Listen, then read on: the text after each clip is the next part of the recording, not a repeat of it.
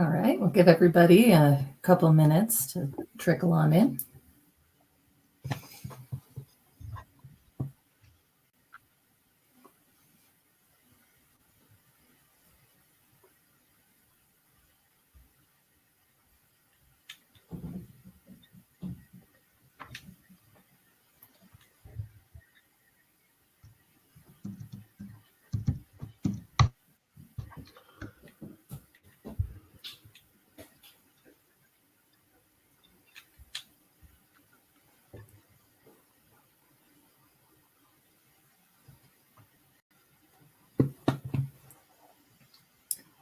All right.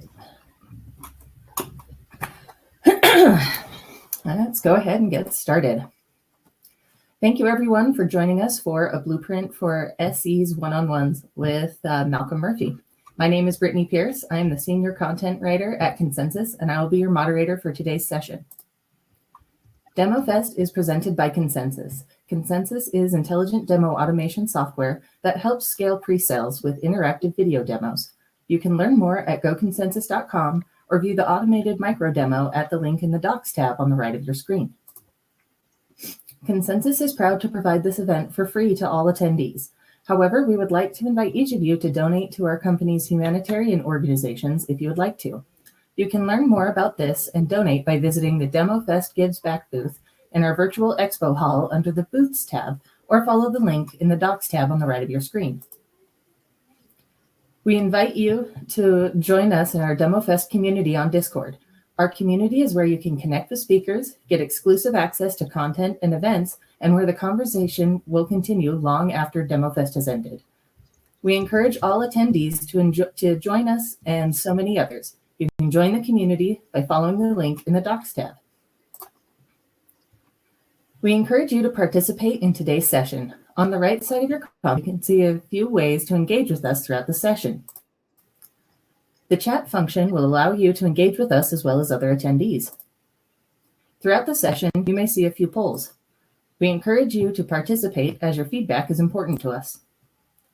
Our speaker will be taking questions from the audience at the end of the session, but we encourage you to submit questions at any time through the Q&A box. If at any time you're having technical difficulties, head to the gear at the bottom of your screen. Then navigate to the help document to troubleshoot common issues. And now I would like to introduce our speaker. Malcolm's first sales engineering management role came despite him explicitly stating in the interview that he didn't want to be a manager. However, he realized that the universe was telling him something, so he decided to embrace it. Since then, he has run sales engineering teams, large and small, for Fortune 500 companies, pre-IPO startups, and some in between, both private and public. In every case, it has been his mission to both increase the contribution that sales engineering makes to the company and to positively affect the careers of his team members. And with that, I will stop sharing and turn the time over to Malcolm. Thanks, Brittany. Thank you for the introduction. Thank you, everyone. It's a pleasure to be here. Thank you to Consensus for putting this on. Let me share my screen here. So what I'm going to talk about today is one-to-ones. Specifically, this is obviously in the leadership track, and I'm aiming this talk at managers, specifically how to do one-to-ones with SEs. And there's some things, as I was preparing for this session, I did some back of envelope maths, and I've done several thousand one-to-ones over the course of my career. And what I'm going to share on this talk, some of the specific tips and tricks I think make them impactful. I'm going to talk a little bit about why we should be doing them, what difference they can make, and then specifically in the context of sales engineering, how we can do things that will get the best value out of them.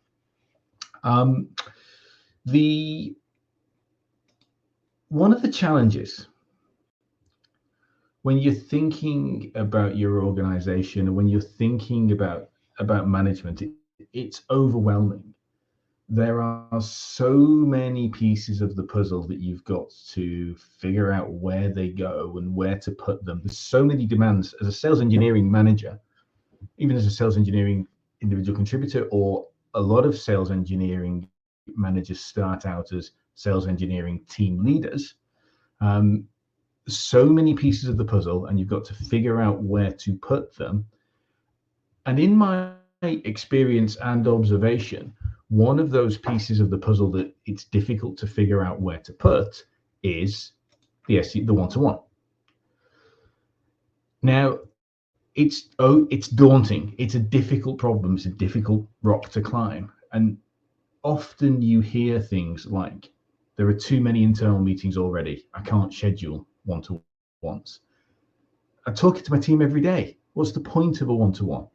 The one that really drives me bananas, I'm too busy. We should be with customers. My team aren't seeing the value. These are all, perhaps not literal, well, actually one of them is literally a quote I've heard a colleague give, but these are sentiments that I've heard over my career. I suspect a lot of you have heard similar sentiments. I'm even going to bet that some of you on this call have expressed these sentiments. And it's compounded by the fact that our teams are busy. This is, a made-up sales engineering calendar. It would be busier, but I couldn't get more things on the slide. But I think it's representative. Our teams are inundated with requests to do stuff. There's more time in more things to do than there are hours in the day. There are more asks of my team than I have capacity for them to do stuff. So it does invite the question: do we need to do these one-to-ones? So I understand, and I've observed, and that's kind of why I am doing this talk, that it's tempting and it's tempting not to, and sometimes it's difficult to run one-to-ones. But I'm going to make this assertion that you need to. It's very, very important. It's very, very important in management in general. It's especially important for sales engineers.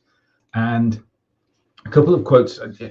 I've selected three of my favorite quotes actually about the topic. So first one, Bob Nelson. Now, you may know there's a comedian. If you type Bob Nelson into Google, the first hit you're going to get is the comedian. But actually, there's Bob Nelson. If you refine your search to Bob Nelson Management and look at some of his stuff on YouTube, it's the guy who wrote a book called 1001 Ways to Reward Employees and a couple of other things. Some of his material you can find on YouTube is very, very good, and I would highly recommend it. And this quote comes from him: "Employees' motivation is a direct result of the sum of interactions with his or her manager." So just hold that thought for a second. Our teams are motivated by what we do or don't do. Marcus Buckingham, who is, well, I don't know if he's most well known for, but he wrote a book called First Break All the Rules, What Great Managers Do Differently.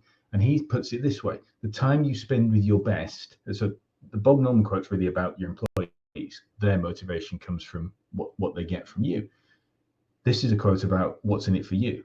The time you spend with your best is quite simply your most productive time. Your investment in your team is what gets the results, which looking at, so something for the employees, something for the manager. And then Andy Grove, former CEO of Intel, who also wrote a book, High Output Management. It's regarded in some circles as the Bible on management performance. And he describes it this way: regular one-on-ones are a high value investment. The analogy that I've seen attributed to Andy Grove is, if I think of a 40-hour work week and I spend 30 minutes with a team member, that's an investment that potentially has the potential for a 79 times return. The other 79 half hours that they have in that work week can be impacted positively by the investment that I make in that half hour. All of this stuff is true across the management sector, but I would say it's especially true. The reasons why in the front, I talked about the reasons why we don't do these things, the pressure that on our time, the pressure on our teams, the dynamic nature of the calendar, of the control that our teams often don't have over their time. Actually, that amplifies the reasons why we should be doing them. That amplifies the benefit that we're going to get from doing one-to-ones, and perhaps importantly, doing them well. So on the back of my several thousand hours of one-to-one time that I seem to have spent over the last few years, I've come up with this blueprint, and I'm going to run through these points over the next 20-30 minutes or so. The key thing here, and I think the reason why, certainly in the first half of my management career, I found some of this stuff difficult. There's a lot of I'm about to give you contradictory advice. The best way to think about this is some George Orwell doublethink is coming your way. Some of the things I'm going to say apparently contradict themselves or contradict other points in here. And you have to be able to hold that. So bear with me, and hopefully that will all make sense. As Brittany said at the start, you put things in the chat, put things in the Q&A. I do have an eye on the chat window, but mostly not. But we will have time at the end for me to mop up any questions or comments that people may have and respond where I can. So don't need to read everything that's on this slide because I'm going to go through it for you. But I'm going to start right now. The number one thing when it comes to the blueprint for holding one-to-ones is there can be no excuses. And I mean this predominantly for you as leaders, right? There is no excuse not to be holding regular one-to-ones with your team. It is possibly the highest value activity that you can be doing, full stop. If you think about our role as helping our teams achieve the most they can achieve and get the best results for themselves and for our customers, the time you invest in them is time well spent. So there are no excuses for not scheduling it. I genuinely have no sympathy for a colleague who says, I'm too busy to do one-to-ones. That I interpret that as you've done your prioritization wrong. But equally, you need to engender something similar with your teams. There should be no excuses for your teams to not attend and contribute and participate in one-to-ones. That's something I'm going to slightly contradict later on, but the teams need to value it. One of the challenges specifically with sales engineers, and I'm making a sweeping generalization, but this is true in my experience, and I've seen this through colleagues as well. Sales engineers have a high threshold for utility.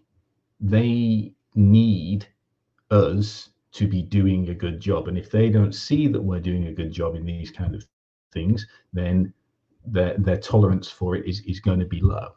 So it's incumbent on us to fix this problem with the no. So that's what no excuse is all about. No excuses for us, and we're going to make it desirable for our colleagues, for our team members. This slide is not going to make sense for anyone who just downloads the presentation and doesn't listen to the audio, because it's what I'm about to say is the exact opposite of what it says on the slide. A lot of people think, and I think this is probably a trap I fell into right at the start of my management career, was that one-to-ones are for cascading information down, they're for running my agenda, they're for the manager to communicate to the employee. That's exactly the wrong thing. The sentiment on this slide is 180 degrees out. It is exactly the wrong thing. The recipient, the beneficiary of the one-to-one is the employee. That's the mindset you need to have. I'm not doing this for me, I'm doing this for you. And the good stuff for me will come later as a consequence of the improvement in your enjoyment, your engagement, your performance, your motivation. But this is about you. It's not about me, it's about you. And if that's the mindset that you have as the manager that will permeate everything that you're doing, and it will improve the quality of the one-to-ones that you're holding. Having said that,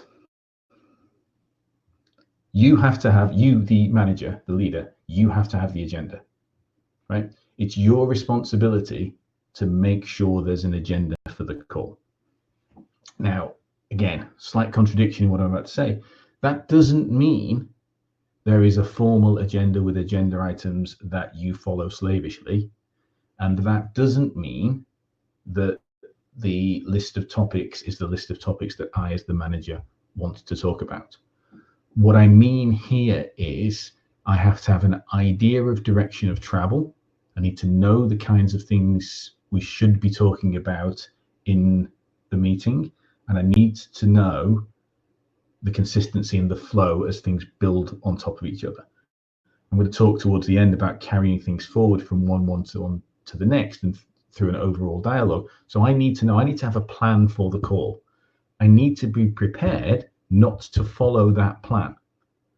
But if my team member comes and doesn't have a plan for the call, I need to know we're not just going to spend 30 minutes going nowhere. So bring an agenda, be prepared to throw it away. But it's your responsibility as a leader to have that control and that structure for the call. Now,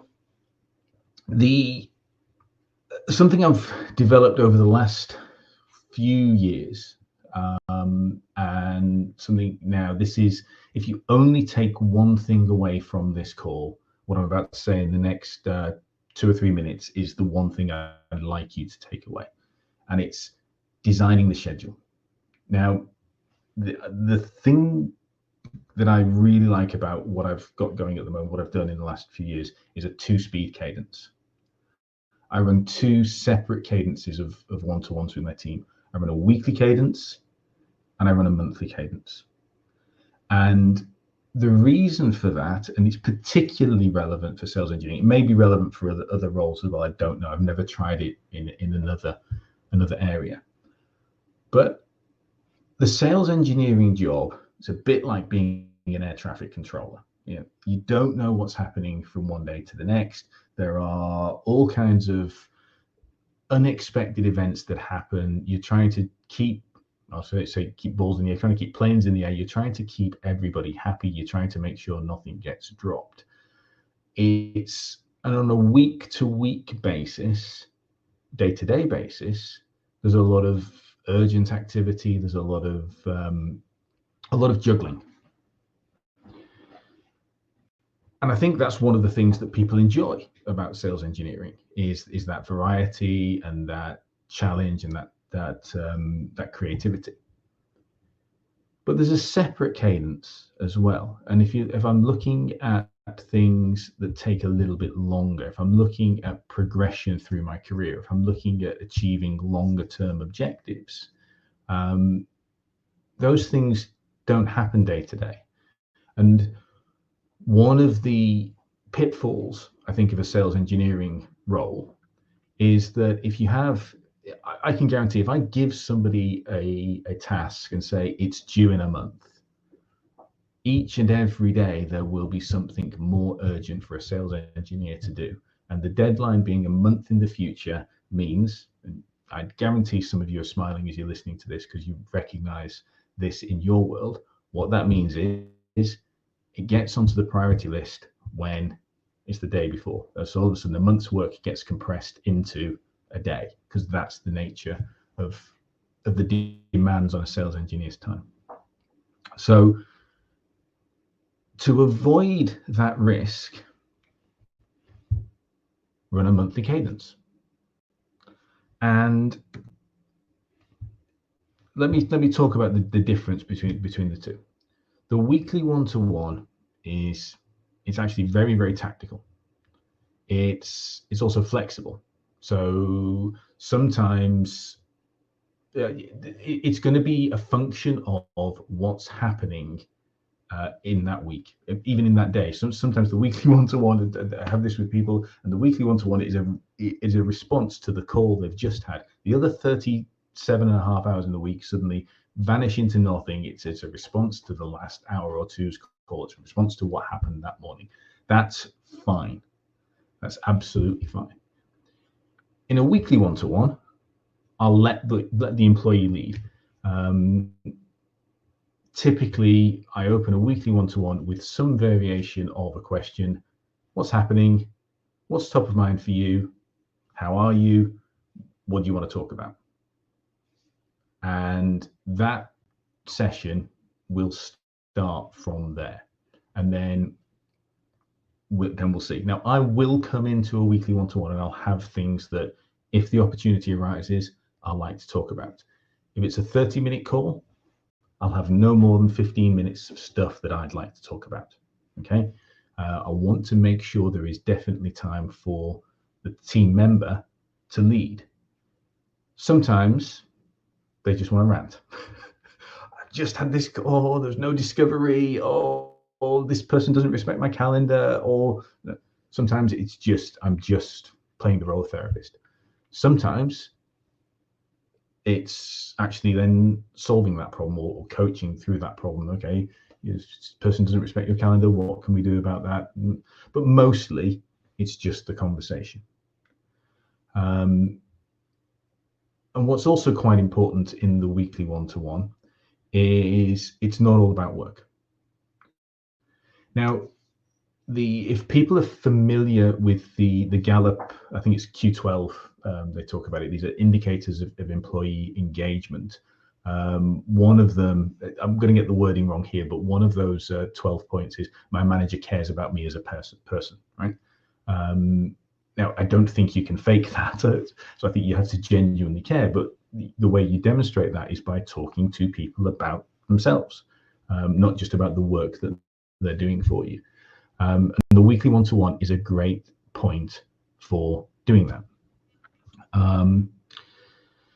So it's tactical, it varies. The employee leads the conversation. You've got stuff in your back pocket, and it's okay to be a mix of work and non-work here.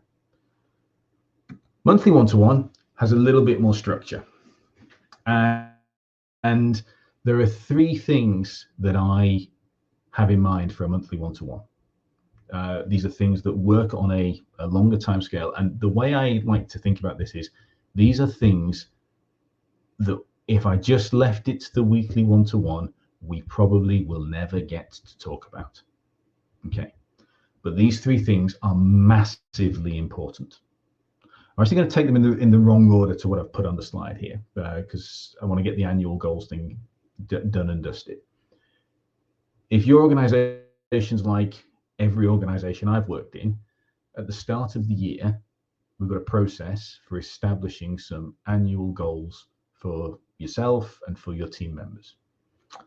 And the way this works is we sit down, we spend the first 4 to 6 weeks of the year, we'll put a lot of thought into it, we'll refine the goals, we'll make them smart, we'll align them to company objectives, we'll have an OKR framework, or if you're old like me, we used to do balanced scorecard frameworks, whatever it might be, and we did it, and they're all great, and we do this fantastic piece of work, and we type them into a system, and we leave them there for 11 months. And we dust them off again at the end of the year. And that happens, right? That's not, I'm not saying that we're bad people for that happening. I'm saying, and those of you that are recognizing that happening, what I'm saying is, if we just leave it to the weekly or to the regular, if we don't make this, if we're not purposeful and intentional about addressing these, then we won't do it. Monthly one-to-one, one of the things you can touch on is progress against the annual goals. And that's for the company, it's for the employee, it's for you as the leader. That's all great. Everyone wins here. And the other two things that I like to cover in the monthly one-to-ones are your personal development. Okay, Bob, what are your personal development goals? It might be a function of the annual planning process as well. It might not be, right? But we owe it to our teams and Maslow's hierarchy of needs, et cetera, et cetera, et cetera. People value opportunities for personal growth. One of your roles as a leader is to enable that for people. Again, on the day-to-day, week-to-week, we won't get a chance to do that. So So monthly one-to-one is an opportunity for that personal development conversation. It's also an opportunity for that career progression conversation. Again, people have ambitions, hopes, dreams, that whatever, so associate SEs want to become SEs, SEs want to become senior SEs, or they might want to go into product marketing, or they want to explore sales, or whatever it might be.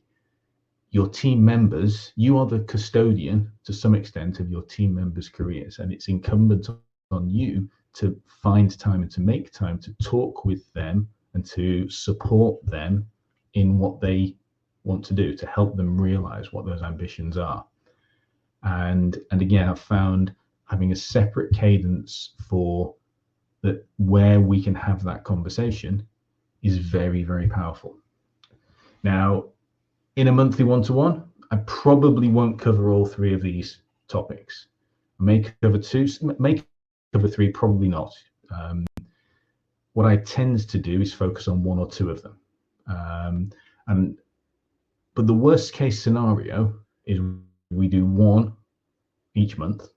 What that means is every quarter, I'll have had a personal development conversation with somebody. I'll have had a career plan conversation with them, and we'll have checked in on their annual goals. So the meaningful things that are actually very, very important towards employee motivation, employee satisfaction, and the performance of our people, I know I've got them done. As a manager, one of the other benefits for this for me is at the end of the year when the company says, oh, you've got to have these performance management conversations with people. It's like, okay, that's just something I do. I know what these are going to be. There are no surprises for the team because we've been having them throughout the year.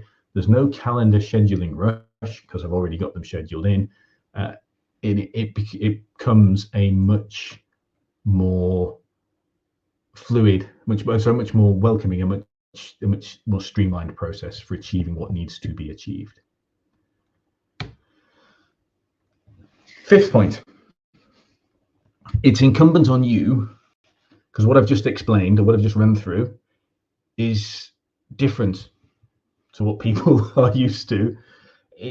And there's a lot in there. I've rattled through this in 5 or 6 minutes, but it's incumbent on me to explain this to people. It's incumbent on me to make sure the team members understand both at a big picture strategic level. I'm running 2 cadences and they are different, and also on a week-to-week and month-to-month level. So perhaps week-to-week, be very fluid. I don't really need to check in with the employee ahead of a weekly one-to-one about what we're talking about. On a monthly one-to-one, I might actually say the week before, say on the monthly one-to-one we have for next week, we are going to talk about your progress against annual goals. That gives the team member the chance to reacquaint themselves with the goals, to look at it ahead of the session with me so that it's more productive. Just springing it on the team member on the day, probably not the best way of getting a good result. So it helps to set the stage in the monthly one-to-ones a little bit ahead of time. So if you're not getting the output that you require because the team members don't understand what you're trying to achieve in these one-to-ones, that's on you. And it is a lot of work. You cannot communicate this stuff too much, in my experience. Actually, just coming back on the scheduling piece as well. One thing I should have said, I apologize for not saying it, schedule these things at the start of the year. So put the weekly one-to-ones in the calendar. Put the monthly one-to-ones in the calendar. We know that our team's calendars get busy, right? We know that there are multiple demands on their time. So make sure at the start of the year, all of this stuff is in the calendar. And put some boundaries around it, put some protection around the time. You will need to do this for your team members. One of the things about being an SE is everybody looks in your calendar, and if what you're doing at any given point in time is not for them, it's basically invisible. One of the things about being an SE is personal development time or lab time or manager. All of that stuff is considered optional. So it's your job as the manager to help your teams put some boundaries around that. Having said that, there are time pressures. There is a reality about the job. So we will have to expect there will be requests for moves and cancellations. What I've found is it's better for me to plan for that up front and decide what I'm willing to tolerate. And my rough rule of thumb is weekly, I don't mind. Oh, actually, I'm going to say one thing. It's the team member that can cancel them. One of the things that you're signposting as a manager by running one-to-ones is that they're important. So if you schedule them but regularly cancel them, you are communicating something, and you're communicating something you probably don't mean to communicate. So if these meetings are for the employee, by and large, and yet there'll be exceptions, there'll be the occasional unavoidable thing where you have to, but by and large, the employee can cancel them. You should largely not do. On a weekly basis, I don't mind. If someone rings me up and says, look, I don't want to do the one-to-one tomorrow, I'm too busy, or I've accepted a meeting from a salesperson, or that's fine. Skip a week, not a problem. Skip 2 weeks, not a problem. Don't have any weekly one-to-ones in a month. That sort of is a problem. And although I've written on the slide set limits, what I really mean here is set limits in my own mind for what is and isn't acceptable. Roughly speaking, for me, if we achieve half of the weekly one-to-ones, that's good, right? That's good enough. I don't mind if people don't want to do every other one or something. If I see people wanting not to have the one-to-ones, it tells me kind of one of three things. They're not getting any value from them. Okay, so I need to do better. Or it's an early warning sign of disengagement. If people are suddenly avoiding time with their manager, then that probably indicates something that you want to lift the lid on a little bit more and get to understand in a little more depth. Or it might give me some insight into how they're managing their calendar and how they're dealing with that, sort of perennial problem of people wanting access to their time all the time. So that might be a coaching moment for, okay, how are you protecting time for what's important to you? So weekly, a lot of flexibility about cancelling, and ultimately it's for the employee, so it's for them to determine if they're getting value or not. Monthly, I have a much higher bar. So if someone says to me, hey, I've got a conflict for this monthly one-to-one, I say, great, all right, fine, reschedule it. You can see the three times in my calendar, propose me sometimes, we can redo this. Don't cancel. So reschedule, don't cancel. Again, realistically, I'm just speaking in the UK here, everybody in the UK gets at least 4 weeks of vacation. So realistically, there's a month where I'm not around, and there's a month where my team members are not around. So if we can achieve 10 out of the 12, then that's good. Mostly I think we achieve more than 10 out of 12, but it's for you to figure out with your team members what makes most sense. Weekly can be very, very flexible. Monthly, very high tolerance for moving the monthly one-to-ones, because the subject matter in those monthly one-to-ones is really important and won't get addressed any other way.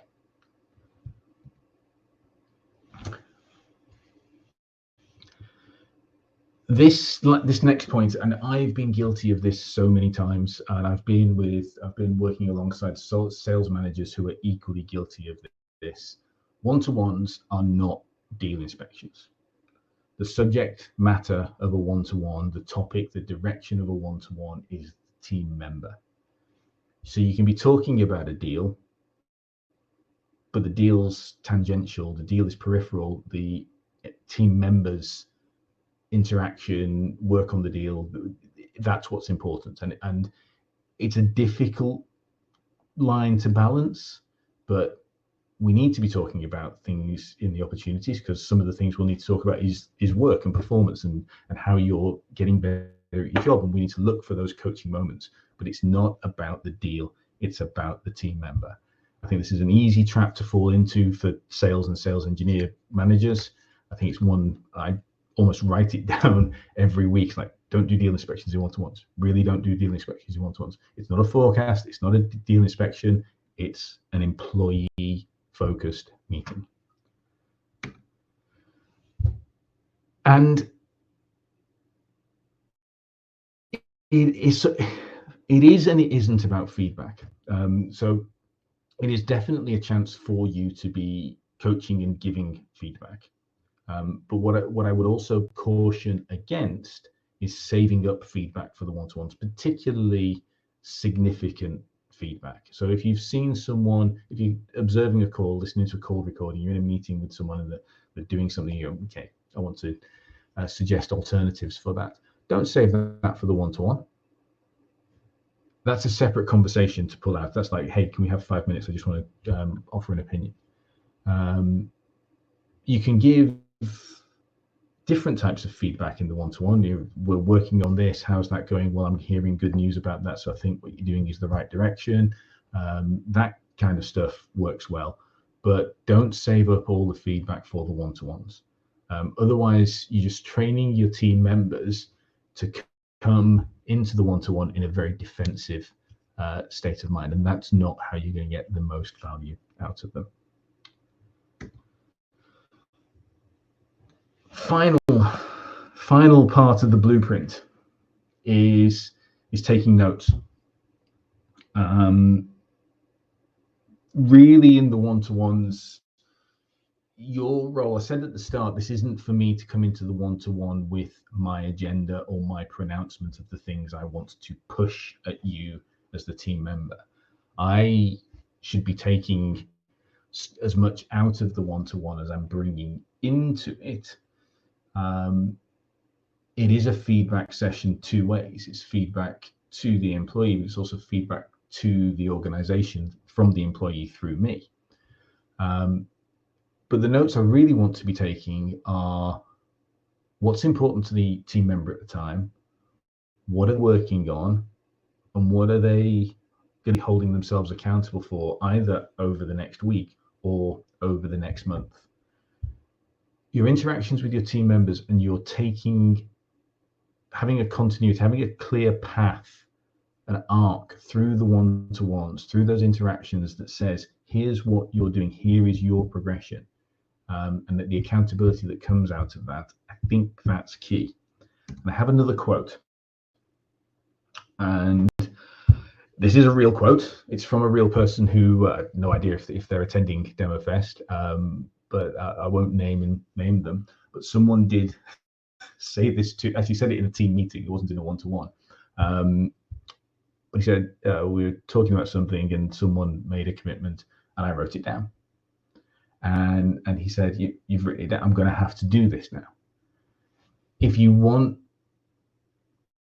a culture of performance, you need that accountability. And the way you engender that is by having consistency. So, and we all know this. We've all experienced the manager, the leader, who tells us this Monday morning, our top priority is blue squares.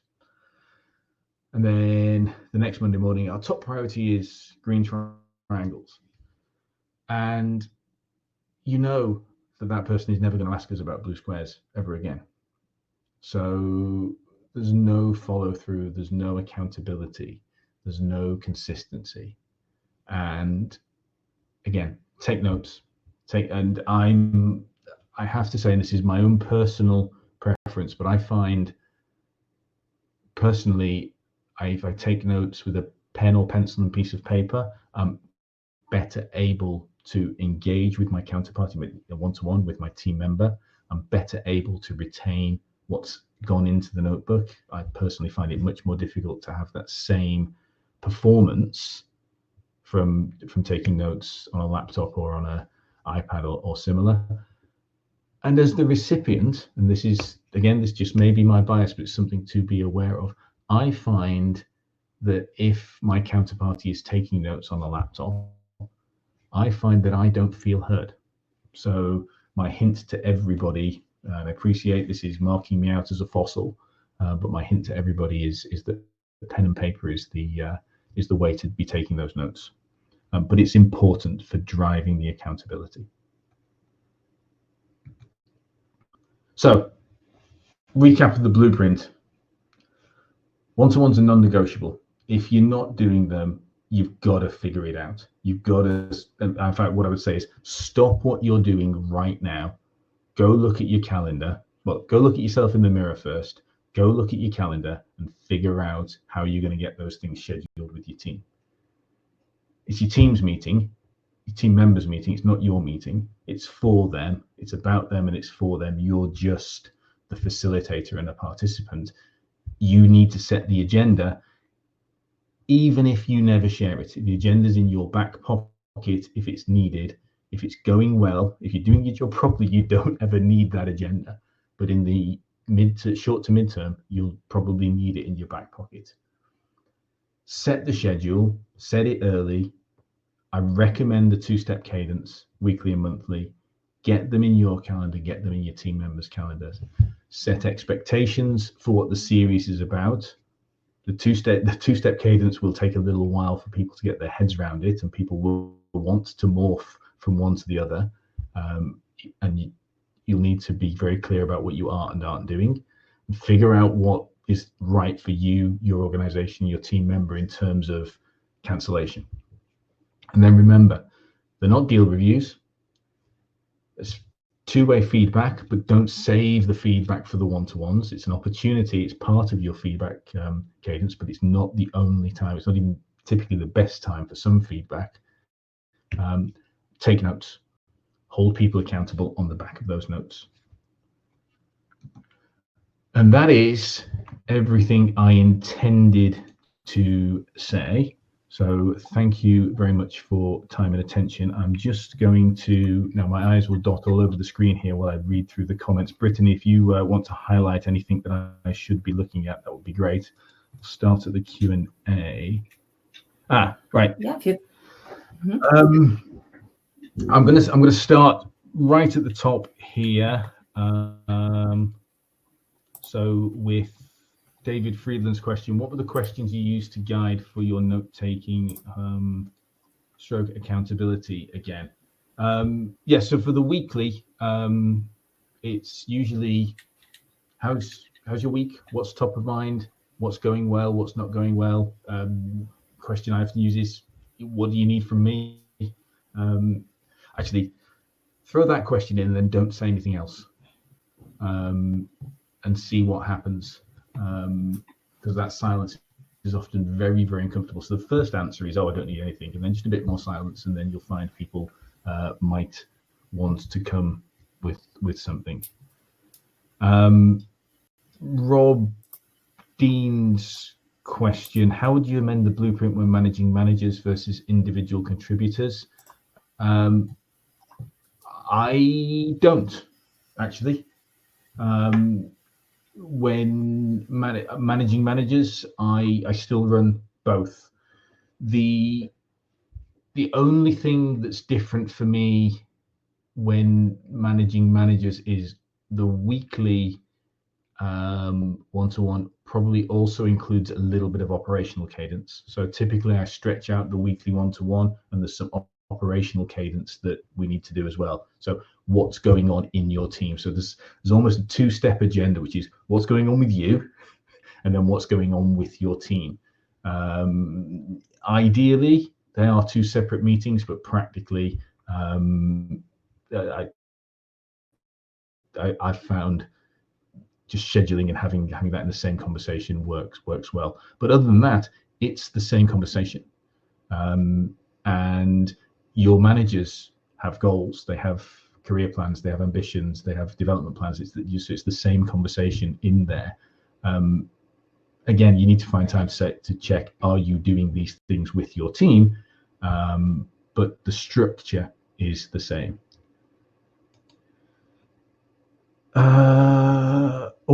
Right. Question from John Saunders. Hello, John. Long time no speak.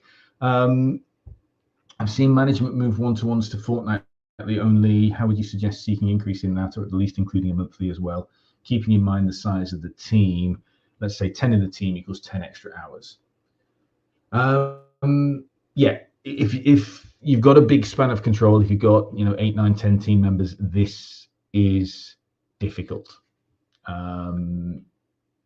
I would say the weekly one-to-one needs only be 30 minutes. Fortnightly sort of can work, but my opinion, weekly. It's got to be weekly. So if I've got 10 team members and I'm doing a 30-minute meeting, that is 5 meeting hours of my week and a couple more hours for preparation. That's a day to do those one-to-ones. And in my opinion, that's what needs to be done. You need to be finding time to do that as a manager.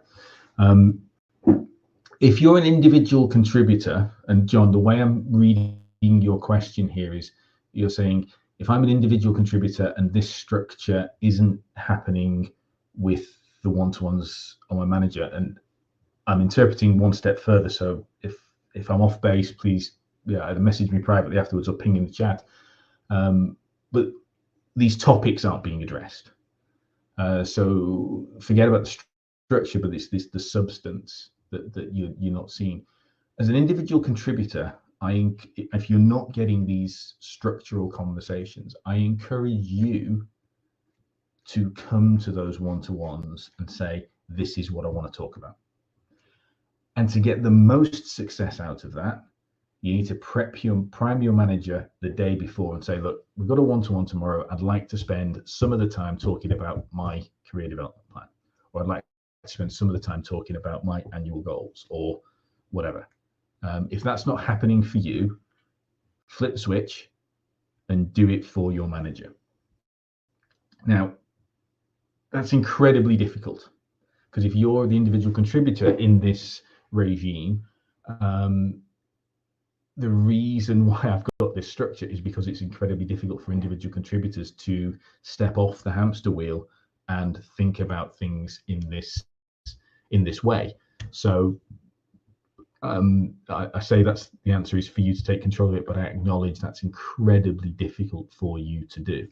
The other thing you could do, and it depends on the nature of the relationship with your manager, is you could, if the one-to-one schedule isn't working for you, or if the one-to-one structure isn't working for you, have that conversation with your manager. No manager, in my experience, is wanting to let their team down. So if you can, go and have that conversation. Say, look, can we try figuring out, I don't feel we're getting enough time to talk about whatever it is that's important to you that you're not talking about. Hopefully that answers the question, John. If not, tell me afterwards. Steve Winwood, what do you think is the ideal number of SEs to manage on a team?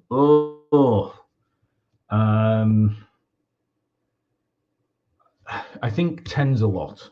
When I started a long time ago in management, the theory at the time was span of control 10 or 11 was the right number.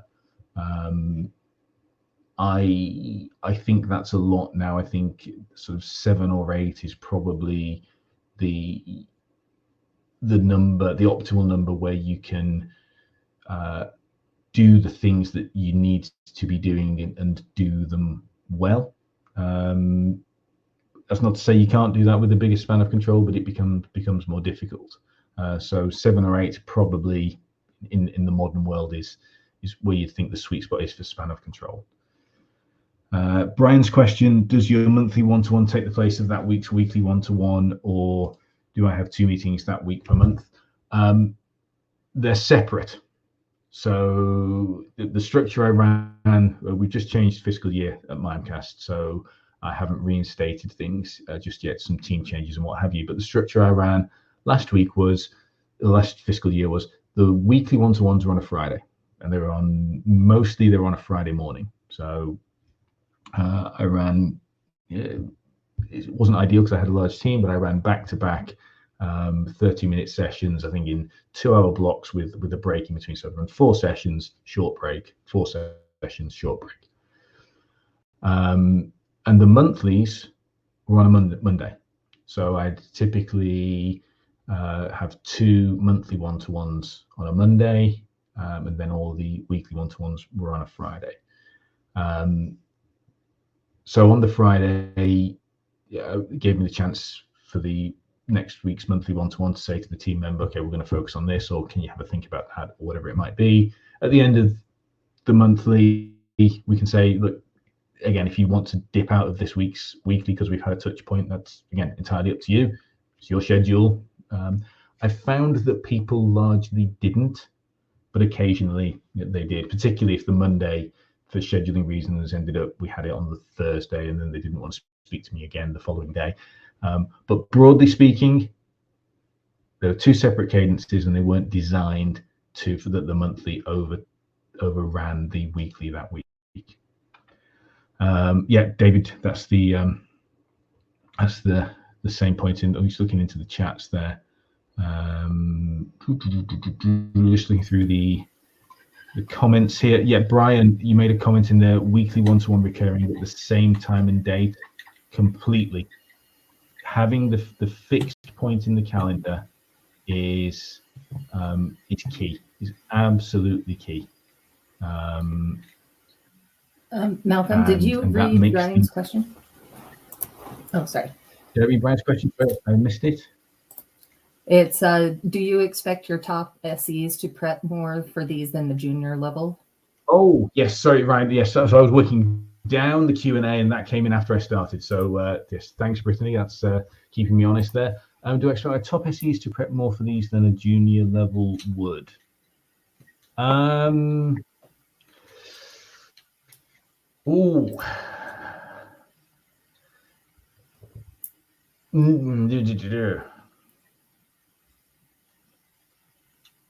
Not necessarily.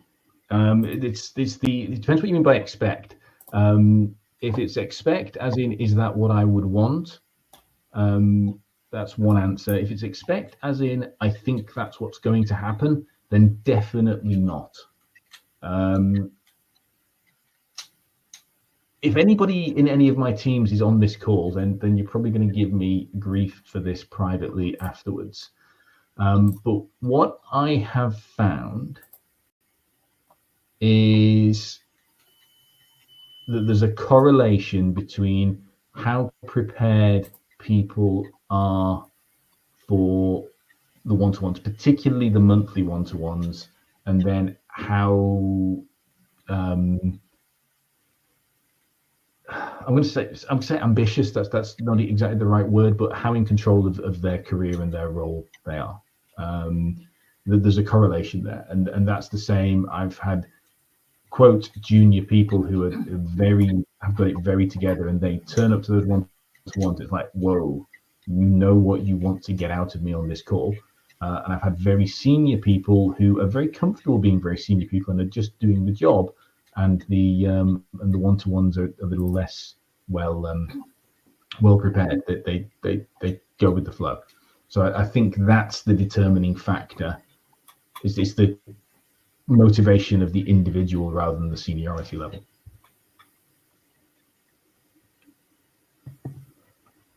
I think that answers the question. Okay.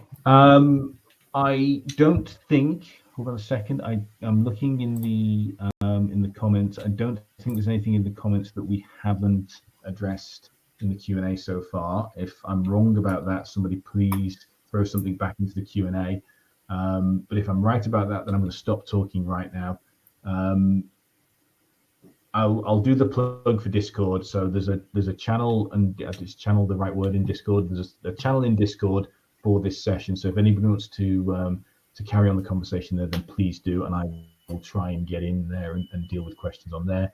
If LinkedIn's your thing, hit me up on LinkedIn. I'm on there, and I'll happily take the dialogue there. Other than that, I will hand back to Brittany. Oh. All right. Well, thank you, Malcolm, so much for that. That was some really great insights.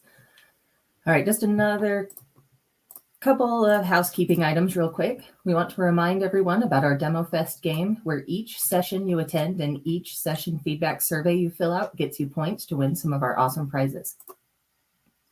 We are very excited to be bringing DEMOFEST on the road again as DEMOFEST X.